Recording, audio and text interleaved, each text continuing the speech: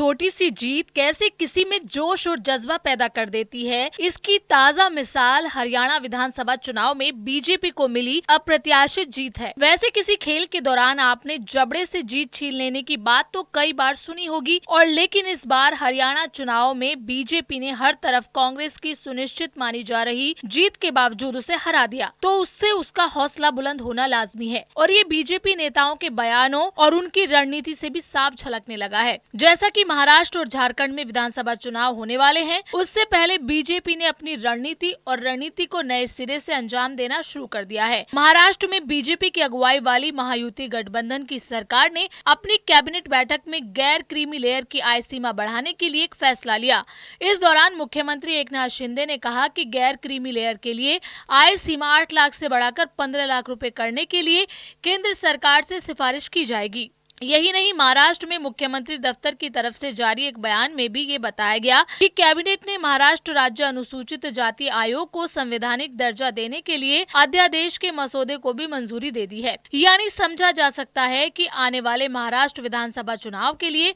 BJP और उसके सहयोगी कैसे अपने विरोधियों पर बढ़त बनाए रखने के लिए अभी से फील्डिंग सेट करनी शुरू कर दिए हैं। हरियाणा विधानसभा चुनाव में जीत ने भाजपा में जैसे जान डाल दी हो, और अब वो झारखंड से लेकर महाराष्ट्र तक नजर भी आने लगा है। लेकिन यहाँ गौर करने वाली बात यह है कि बीजेपी अब उस मुद्दे पर आक्रामक तरीके से फोकस कर रही है जिसे उसके विरोधी यानी कांग्रेस की अगुवाई वाला इंडिया गठबंधन हाल के दिनों में जोर शोर से उठाता आ रहा है। मसलन आरक्षण और जाति से जुड़े मुद्दे। जैसा कि आपको बता दें कि हाल ही में राहुल गांधी महाराष्ट्र के दौरे पर गए तो उन्होंने कहा कि इंडिया गठबंधन की सरकार आएगी तो आरक्षण 50% की सीमा को बढ़ाने का कानून लाया जाएगा और जाति जनगणना भी कराई जाएगी। लेकिन लगता है कि महाराष्ट्र में राहुल के चले जात पात के मोहरे को मात देने के लिए पहले प्रधानमंत्री मोदी ने बटेंगे तो बांटने वाले महफिल जमाएंगे, यानी उनका इशारा सीधे सीधे राहुल गांधी की जात पात की पॉलिटिक्स पर प्रहार करना था।